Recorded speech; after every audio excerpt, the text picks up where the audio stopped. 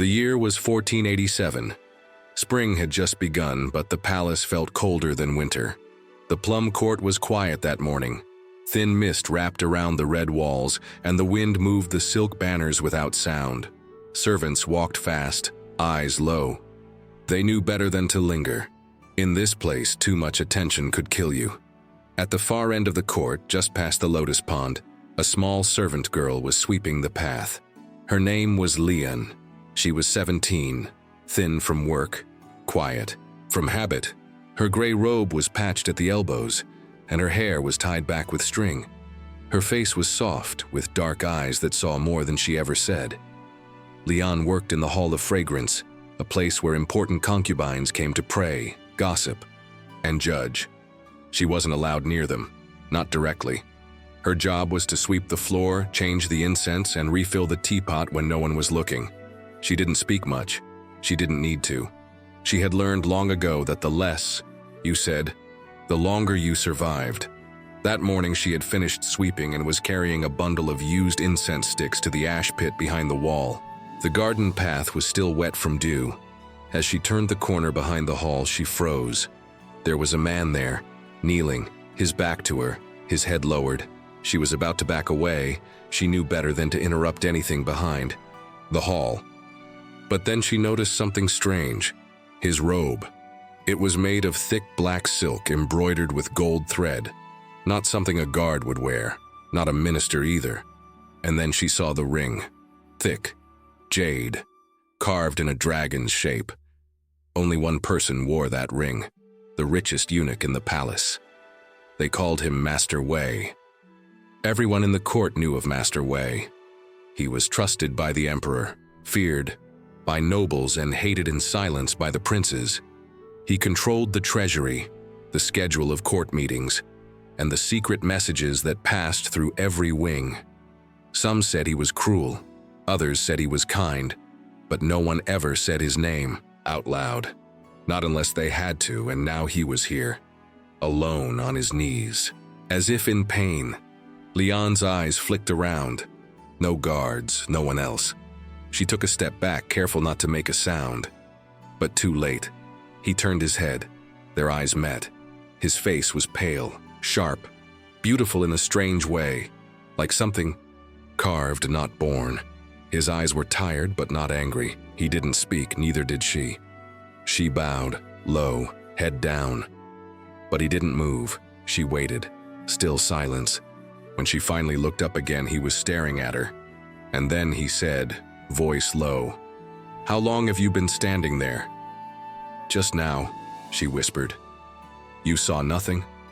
"I saw nothing." Another pause. He stood slowly, straightened, his robe. Blood dripped from his left hand. Not much, just enough. Lian said nothing. She didn't look at the hand. She didn't ask why. She simply stepped to the side, lowered her head, and held the bundle of incense tighter. He walked past her. No words, no threat, no warning. But as he passed, he looked at her once more, and something in his gaze stayed behind, like a shadow that wouldn't leave. That night, Lian didn't sleep. She kept thinking of the blood, the way he knelt, the silence between them. Why was he alone? Why was he bleeding? And why had he let her see it? In the palace, secrets were currency. Knowing one could buy you safety or death. She had seen too much, and he knew it. The next day, everything felt different. People moved faster. The guards near the Hall of Fragrance were doubled. Whispers passed between eunuchs with lowered voices. Concubine had vanished. No one said her name, but everyone knew. And in the corridor near the incense room, Lian saw a streak of blood no one had cleaned. She swept it away before anyone else noticed. She didn't know why. Only that her hands were trembling. Lian didn't speak of what she saw. Not to the other maids, not even to herself. She kept her eyes lowered and her work quiet. But inside, she felt the world shift beneath her feet. It wasn't fear exactly. It was something slower, thicker, like being pulled into deep water, inch by inch. 3 days passed. She didn't see him again. Not Master Wei, not even his shadow. But on the 4th day, something strange happened. A man from the inner office came to her corner of the garden. He didn't look at her, just handed her a folded slip of silk paper and left. Lian wiped her hands and opened it carefully. It was blank. Except for one thing, a red seal, a dragon's claw.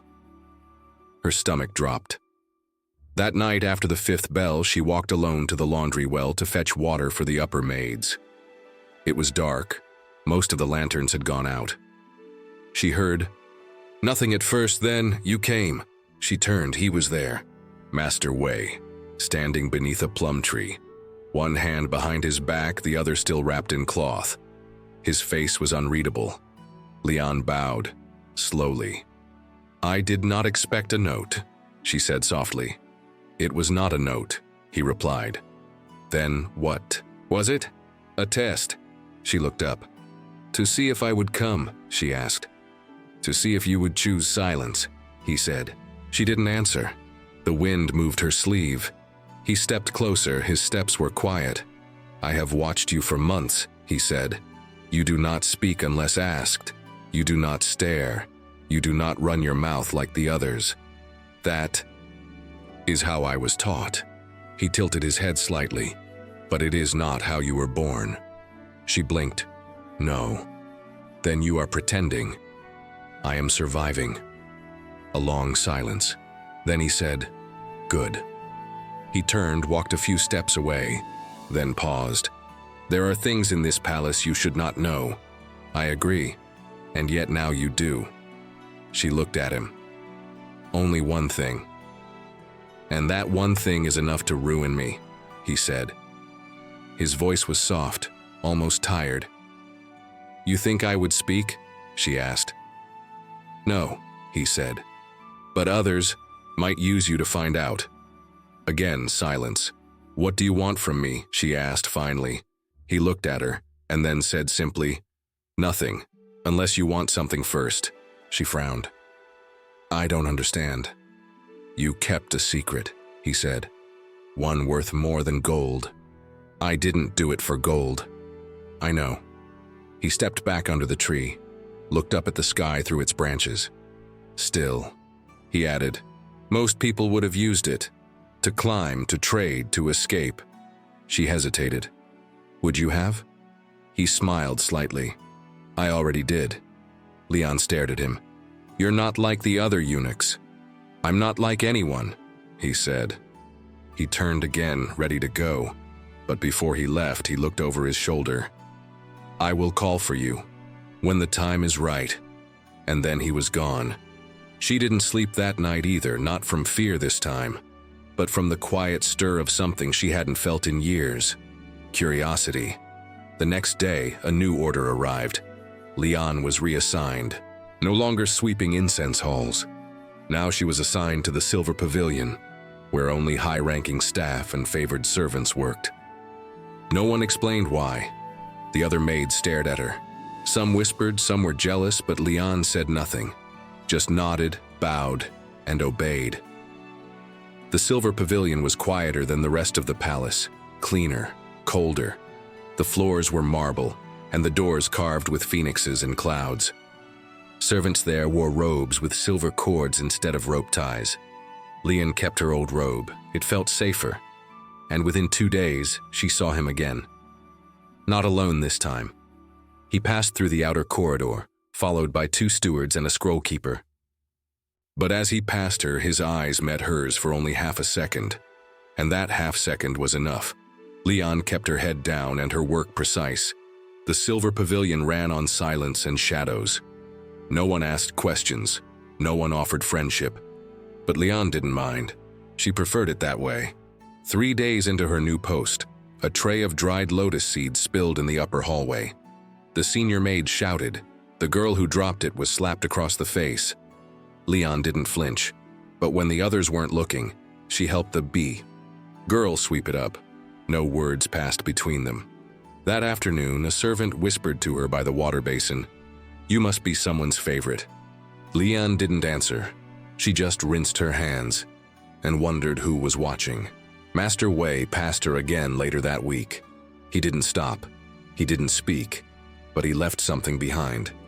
On the small stool where she always left her broom, she found a folded piece of silk. Inside was a single hairpin, bone white, carved with a plum blossom. No note, no command, just a gift. A warning? A reward? She didn't know. But she didn't wear it.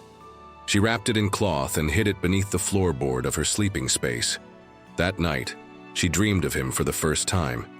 He stood at the center of the court, robes billowing like smoke, and everyone bowed to him. Except her. She stood, watched, and he looked back, like he knew she was the only one not pretending. The next morning, the head steward called her name. "You," he said. "Master Wei requests your presence. Bring tea, fresh leaves." Lian nodded, bowed, and walked quickly. She didn't look at the others. She didn't need to see the glances to feel them. She carried the tray through the red pillars of the north wing, past marble halls and stone lions. She had never been here before. This was the private area, reserved for those closest to the emperor. 2 guards opened the inner door. Inside, it was quiet, too quiet. The room was long and warm, with silk drapes over the windows and a single table at the center. Master Wei stood behind it, sorting through scrolls. He wore dark robes embroidered with clouds and coins. His hand was no longer bandaged. "Set it there," he said without looking. She did. "Pour." She obeyed. "Sit." She hesitated. "Sit," he repeated, "or you'll spill it from trembling." She sat, her hands were still. He didn't speak for a while, just sipped the tea, then said, "Do you know how much this robe cost?" She looked at the gold stitching. "No, more than your father earned in a lifetime." She nodded. "Probably," he smirked. "You don't even pretend to be impressed." "I'm not." "Why?" "Because it's just silk." He stared at her, then said, "Good." He set the cup down. "You are now my personal attendant," he said. Lian blinked. "What?" "You will prepare my tea, deliver my messages, clean my chamber, and report to no one but me." She didn't move. "If that frightens you," he added, "say it now." "It doesn't," she said. "You may be followed, watched, hated. I already am." Another pause. Then he said, "You're honest?" "I'm tired." He almost smiled. Later that night, when she returned to the sleeping quarters, someone had gone through her bedding. Nothing was taken, but everything was moved. It was a message. And she understood it clearly. Someone didn't like her being seen, didn't like her being chosen. And the palace had ways of punishing people who rose too quietly. She said nothing. But the next day, when she saw Master Wei again, she placed the teacup in front of him and spoke without being asked. "I don't need protection." He looked at her. "You already have it. I don't want it to cost you." He raised an eyebrow. "Why would it?" "Because the others want me gone. They want me gone too." She blinked. "You're the most powerful man in the palace." "Exactly," he said, "which makes me the most hated." She stood a little straighter after that. She wasn't proud, just steady. And from that moment on, she stopped hiding the hairpin. She wore it in her bun where everyone could see it. Let them wonder, let them talk. The days that followed moved like heavy water. Lian did not speak unless necessary. She served Master Wei as ordered, quietly, efficiently, always on time. He never raised his voice, never touched her, never smiled much. But she noticed things. He always poured her tea second, not first. He never let her walk behind him at night, and when others entered the room, his expression changed, colder, unreadable. It was like there were 2 versions of him, the one she saw, and the one everyone else feared. One evening, he handed her a sealed scroll. "Take this to the Jade office," he said, "and speak to no one on the way." She nodded. But as she left the pavilion, a young steward intercepted her by the corridor. "You're working for him now?" he asked, smirking. "Dangerous job for a girl with no name." Lian said nothing. "You think you're special?" Still nothing.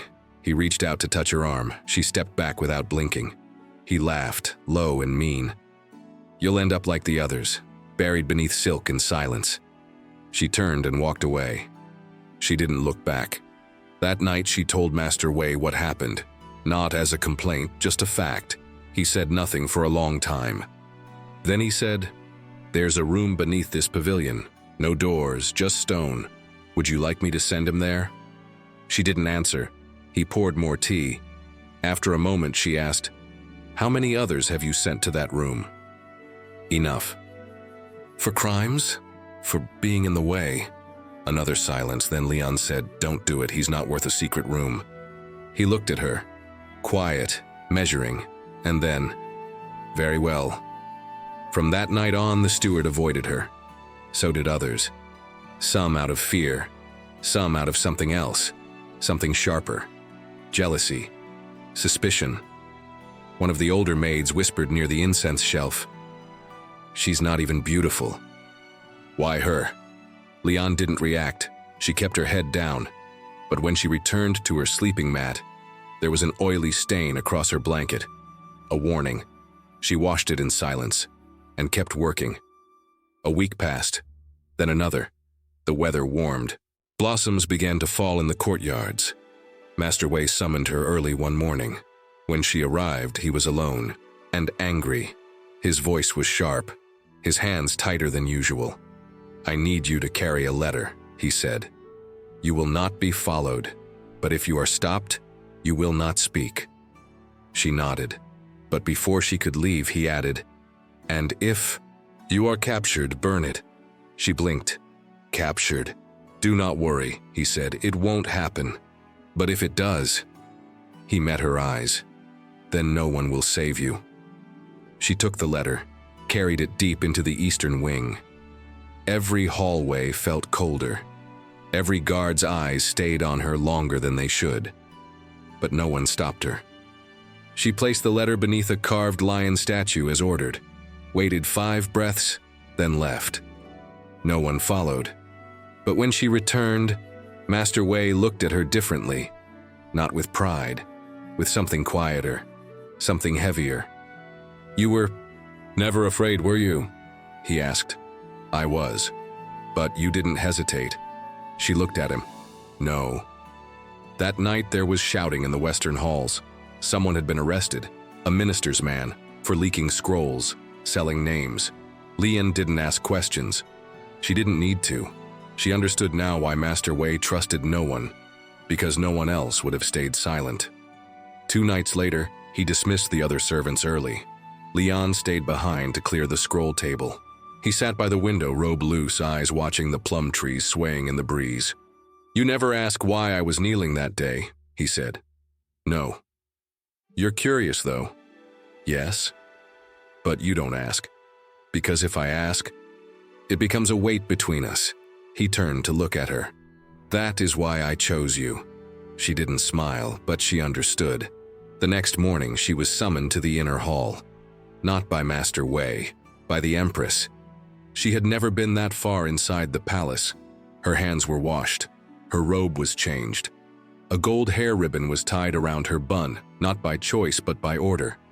The Empress's chamber smelled of sandalwood and jasmine. The floor was polished so bright, Lian could see her reflection. 3 other girls stood beside her, all taller, dressed in embroidered silks. The Empress sat on a high platform, her face unreadable behind layers of painted grace. "You are the girl from the silver pavilion," she said. Lian bowed. "Yes, Your Majesty. I heard you've been trusted with certain matters." "I do as I'm told." The Empress's fingers tapped a lacquered box. "Tell me, girl, what do you know about Master Wei?" Lian kept her head low. "He drinks his tea without honey." A pause. Then the Empress smiled, but it wasn't warm. "You are clever." "No, Your Majesty, just careful." The Empress nodded once. "You may go." As Lian walked out, one of the girls beside the throne whispered loud enough for her to hear, "She doesn't belong here." Lian didn't answer, but she felt the words sink deep, not because they hurt, But because they were true, she didn't belong, but she was staying anyway. That evening, Master Wei was waiting for her. He was alone again, seated beside the incense burner. "You saw the Empress?" "Yes." "She asked about me." "She did." "What did you say?" "That you don't like honey." He laughed, a soft, low sound. Then he looked at her with something strange in his eyes. Not pride, not approval, something almost like sorrow. "You will be asked to choose," he said. "Between what?" "Between loyalty and survival." "I already chose," she said. "You think so?" "I know so." He looked away. "Then I am sorry."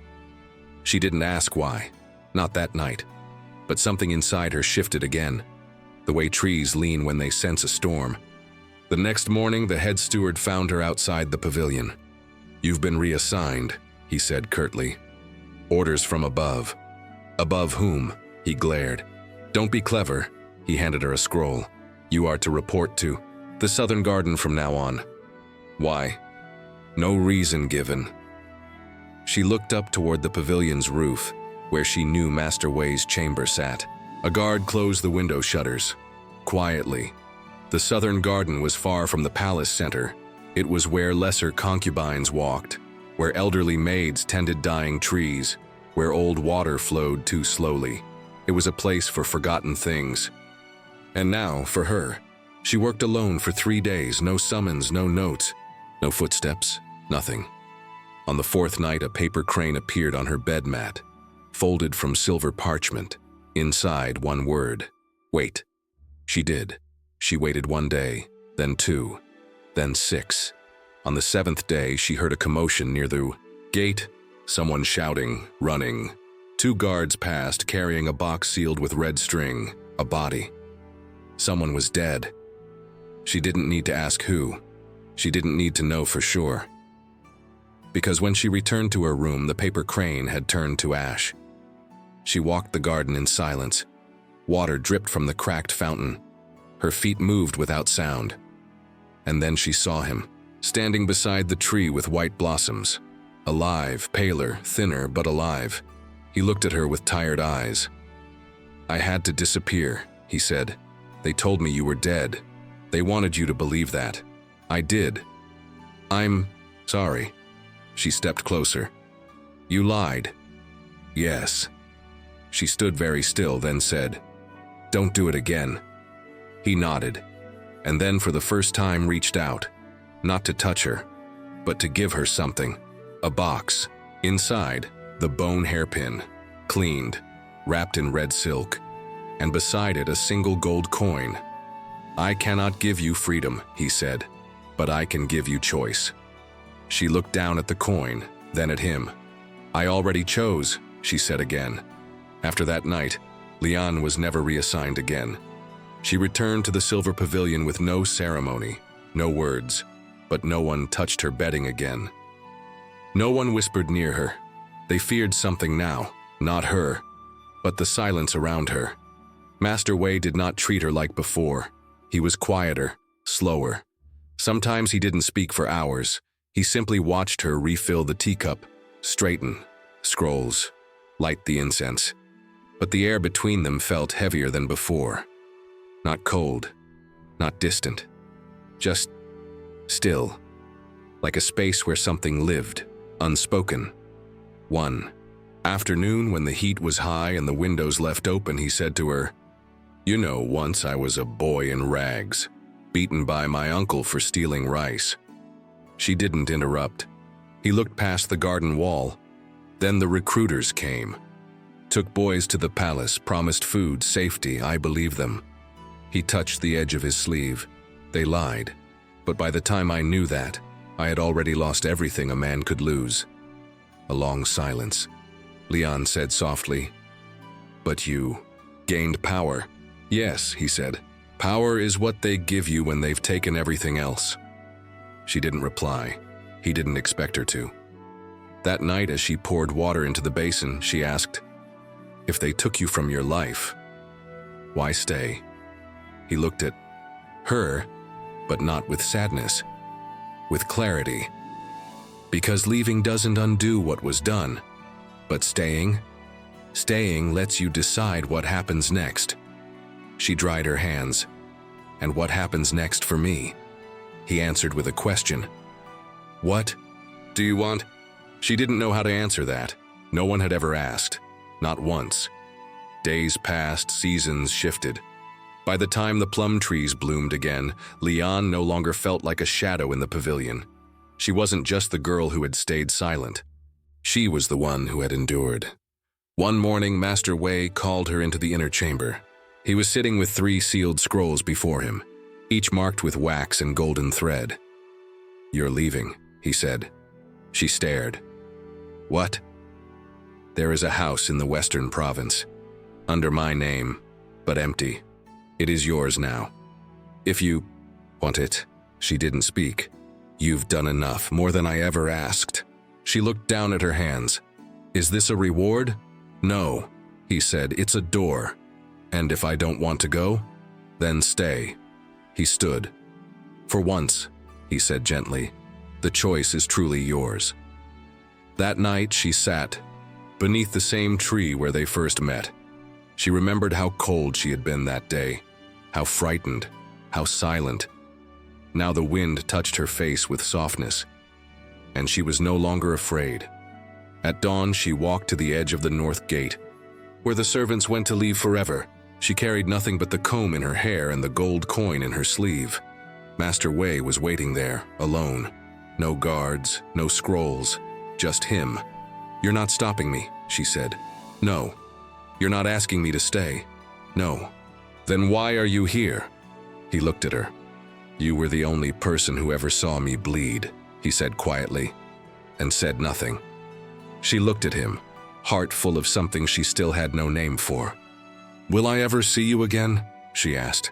He didn't answer. He just stepped forward and placed his hand lightly on her shoulder, just for a moment, then stepped back. Lian walked through the gate with her head high. No fanfare, no farewell. Only the quiet sound of her feet on stone and the wind in the plum blossoms behind her. Years would pass. Some would say she had once been favored by someone important. Others would forget her name entirely. But those who knew her house, the one in the west, hidden near the edge of the mountain, said that it was always quiet, always clean, and that the woman who lived there kept her hair pinned with a white comb and spoke very little, but always, always listened. The end.